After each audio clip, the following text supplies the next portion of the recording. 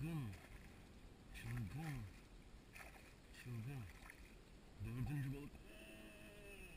Aa, ne basıyorsun sen be? Merhaba arkadaşlar. Bugün 7 Haziran 2020 Pazar günü. Saatim tam öğlen 2'yi gösteriyor. Bugün sizlerle ilk defa bir şey deneyeceğiz. Belly boat, float tüp de diye geçiyor İngilizcesi. Türkçe'de bel botu veya yarım bot, tek kişilik bot, oturmalı bot, ne şekilde çevirirseniz artık çevirin. İçine oturarak tek başımıza avlandığımız mükemmel bir balık avlama yardımcı ekipmanı diyelim. Onunla avlanacağız bugün. İlk defa böyle bir şey deneyeceğim ama size bir sürü pratik bilgi vereceğim. Diyeceksiniz ki ya sen daha ilk defa kullanıyorsun. Neyin pratik bilgisini vereceksin?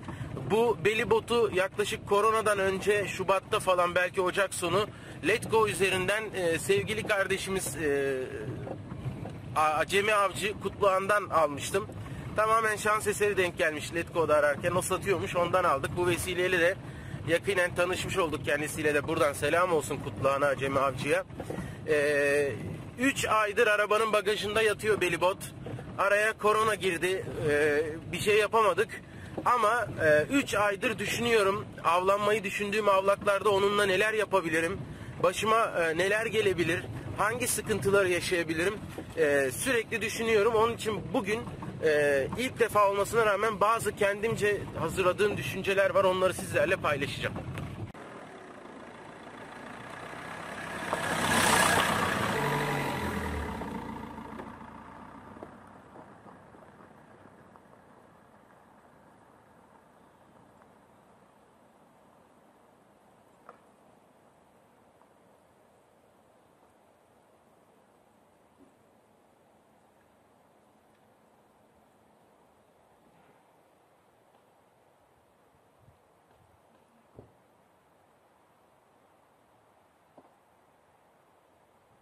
Evet arkadaşlar, şimdi malzemeleri indiriyoruz.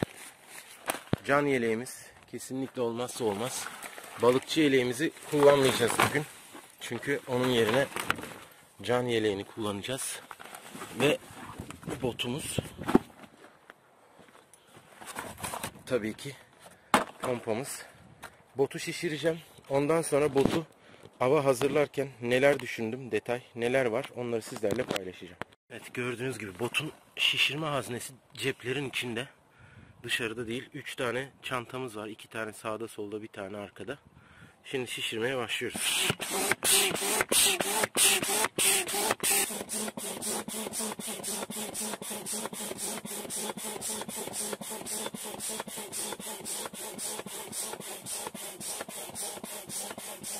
Arkadaşlar, şöyle arka yaslanma bölümü 2 kısımdan oluşuyor. Üstü çanta, içte bir göz daha var. Burada yine ağzınıza şişirebileceğiniz bir ayrı kısım var.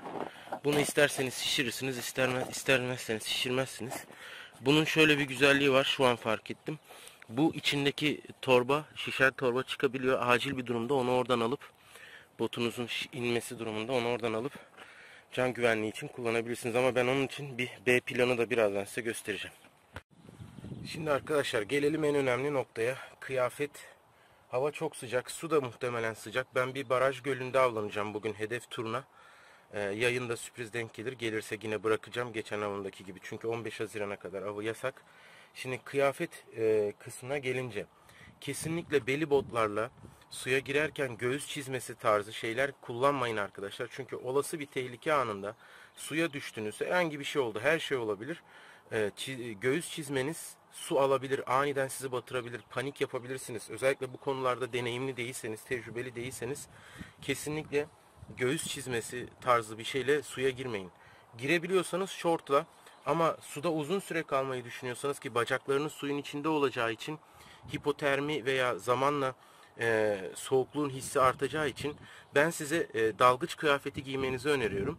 Tabi komple giymenize gerek yok. Benim biliyorsunuz su altı serisi videolarımdan 5 milimlik şöyle kalın buzlu sulara daldığım neopren dalgıç kıyafetim var. Letgo'dan uygun ikinci el bulabilirsiniz. Önce patiklerimi giyeceğim. Sonra kıyafetimin altını giyeceğim, ama nasıl giyeceğim? Alın size bir püf nokta. Dalgıç arkadaşlar zıpkıncı arkadaşlar bilir zaten bunu. Diğerleri için şöyle şampuanlı bir su yapıyorsunuz yanınızda arkadaşlar. Ben Dalin kullandım. Dalin bebeklere özel olduğu için daha az zararlıdır diye düşündüm. Cildime çünkü sürekli kalacak suyun içinde. Bununla giyeceğimiz kıyafetleri ıslatıyoruz. İçine suyu döküyoruz. Biraz oynatıyoruz içinde. Islandıktan sonra giyiyoruz. Önce patiklerimi giyeceğim. Sonra da dalgıç kıyafetimi aynı şekilde bileklerinden tutup içine şampuanlı suyu döküp pantolonu bu şekilde ıslatacağım. Sonra da giyeceğim arkadaşlar. Tamam. Çorapları giydim. Bakın pantolon kısmı.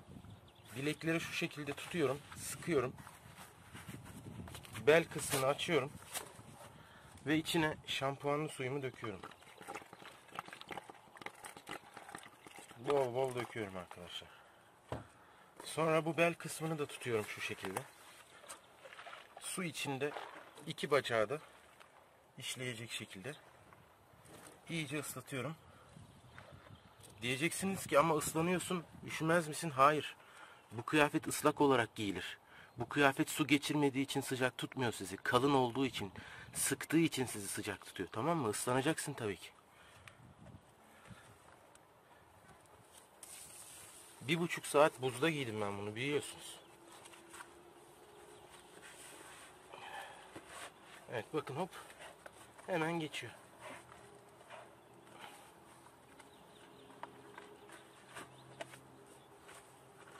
Bu şekilde yapmazsanız yiyemezsiniz. Bir diğer bir unsur, kesici alet yanınızda olsun. Her duruma karşı kılıfında güzel kesen bir kesici alet yanınızda olsun. Suda nelerle karşılaşacağınızı bilemezsiniz. Kendinizi dolaştığınız şeylerden kesip kurtarmak zorunda kalabilirsiniz.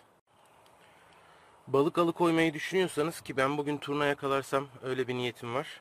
Şu şekilde iki ucu halkalı bir ip ayarladım. Şöyle de bir karabinam var. Bu karabinayla bunu beli botumdaki halkalara sabitleyeceğim.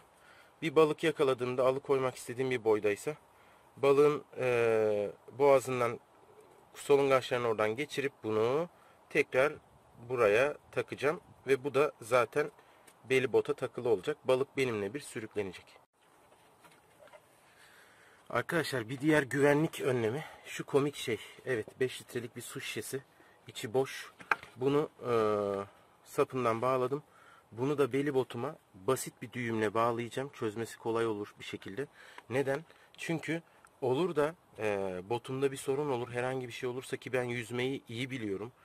Can yeleğim de olacak ama her şeye rağmen bunları size niye gösteriyorum? Çünkü bizi izleyip bunları tecrübe etmek isteyen genç arkadaşlar veya heyecanlı arkadaşlar olabilir. Yani uyarmak bizden. Arkadaşlar hiçbir şey can güvenliğinizden, sağlığınızdan daha önemli değil. Onun için olabildiğince tedbirlerinizi alın. Can yeleği olmadan kesinlikle suya çıkmayın. İyi yüzme bilmiyorsanız, su kaynaklarına hakim değilseniz, akıntılı, dalgalı yerler, ne bileyim rüzgarlı yerler sıkıntı olabilir. Onun için bu benim C planım diyelim. B planım neydi? Sırtıma yaslayacağım yerdeki küçük şişme yastık. Tamam mı? O da olmazsa bu benim C planım. Bunu hemen basit düğümünden çözeceğim ve buna tutunarak kendimi en yakın kıyıya atacağım. Evet, hava güneşli. Şapka takmayacağım çünkü aksiyon kameramı kafama takıyorum biliyorsunuz. Onun yerine klasik buff'ımı takacağım. Sıcak ama en azından beni güneşte yanmaktan koruyacak. Aksiyon kameramı alıyorum. Evet. Takıyoruz. Şimdi arabanın anahtarlarını unutmuyoruz tabii ki. Şimdi ne yapacağız arkadaşlar? Can yeleğimizi taktık. Şöyle botlarımızı giyeceğiz. Neden? Çünkü göl aşağıda, görüyorsunuz. Benim göle yürüyüş mesafem paletlerle olmaz. Ayrıyetten işte diğer düşünerek kendimce bulduğum bir püf noktası da sizlerle paylaşacağım.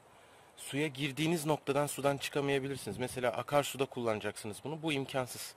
Paletle akarsuyun tersine gitmeniz beli botla imkansız.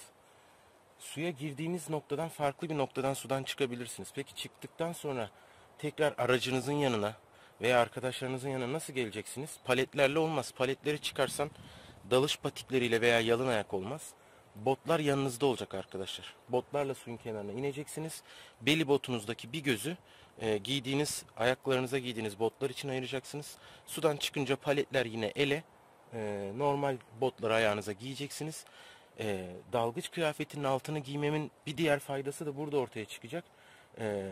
Su kenarındaki çalı çırpıların arasından geçerken çıplak ayakla, şortla bana çok büyük sıkıntı çıkartacakken bu kıyafetim beni koruyacak. Hadi bakalım, şimdi suda görüşmek üzere.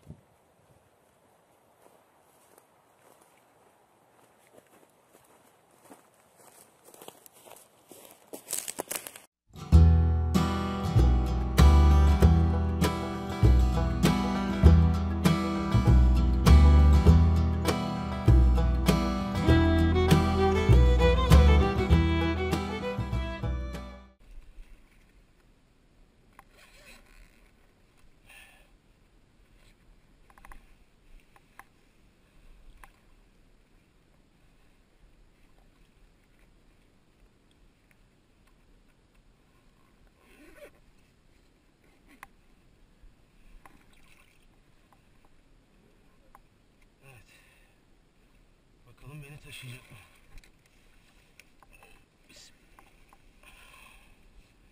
Oh. Yes.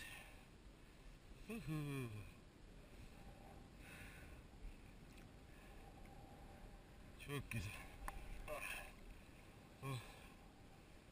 Evet, şimdi. Evet, ilk atışlar ve belibot hemen farkını gösterdi arkadaşlar. İlk balığımızı aldık. Güzel kafa atıyor. Yalnız bu belibot bana ufak oldu. Onu itiraf etmeliyim. Bakalım ne aldık. Gel bakalım. Gel gel gel. Gel gel gel. Seni gidi seni. Seni gidi seni. Seni küçük. Seni ufaklık. Oba, gel bakalım gel. Hop gitti. İyi oldu, bırakacaktık zaten. Evet, gergedan da yeni nesil gergedan da ilk turnasını almış oldu bu arada. Güzel oldu. Hadi bakalım.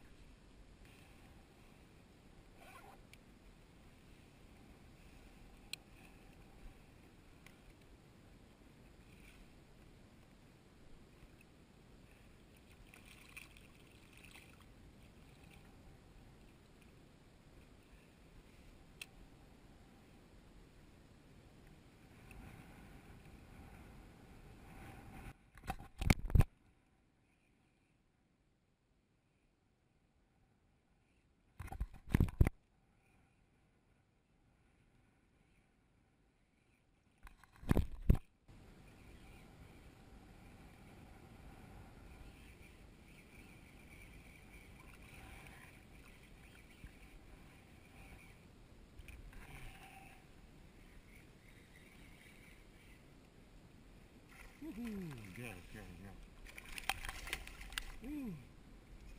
O burada. Burada gitti. Allah kahretsin. Yine gitti.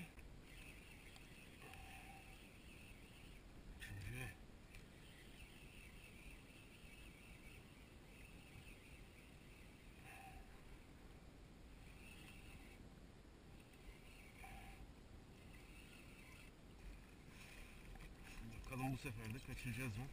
Evet, kaçırdık ya. Ya ben bu mesafeden balığı kıyıya almayı beceremiyorum. Bunu anladım. Peki. Devam edelim.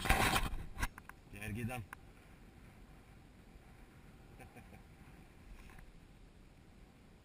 Kırmızı kapı.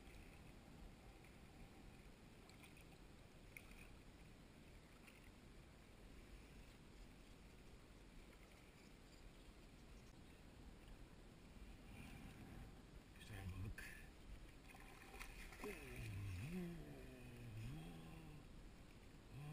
Çılgın. Çılgın. Çılgın. Dördüncü balık. Lan ne basıyorsun sen be? Helal olsun sana. Helal olsun sana. Gel bakalım gel. Gel gel gel. Oo. Bu da gitti. Yok, ben bu botla balıkları almayı beceremiyorum.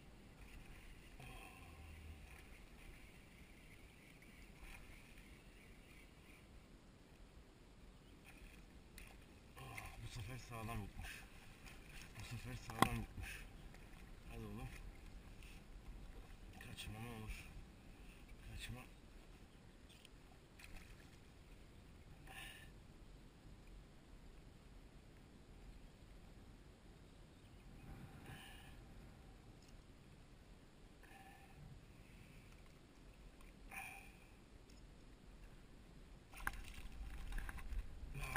İşte bunun için tutuyoruz bunu. Suratınızı dağıtır. Gergedan. Dur bakalım. Hop hop hop. Aman gitme. Aman gitme. Grip de gider. Grip de gider. Gel bakalım. Gel gel gel. Ağzında griple yemle gidersin. Gözünü seveyim. Aman. Aman. Malzeme önemli değil. Evet. Şimdi gripin sapı çıktı elimizden ya. Şimdi arkadaşlar şurada bir makasımız vardı.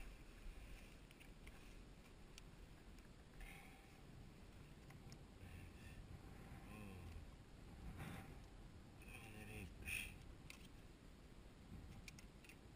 Çıkmak üzereymiş de.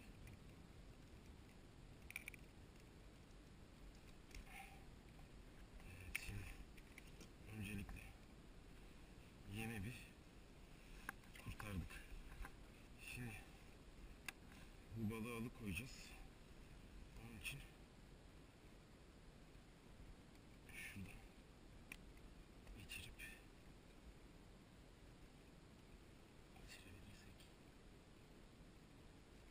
Evet.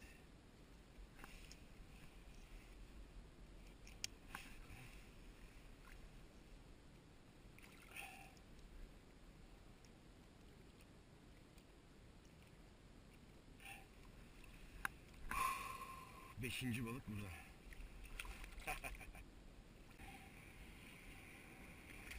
Hadi be. Hadi be. Püf. Evet. İlk belibot avımızı sonlandırmak üzereyiz. Saat 8'i çeyrek geçiyor. Yaklaşık 6 saat suda kaldım. 6 tane balık bindi. 5'ini alamadım. Gördünüz.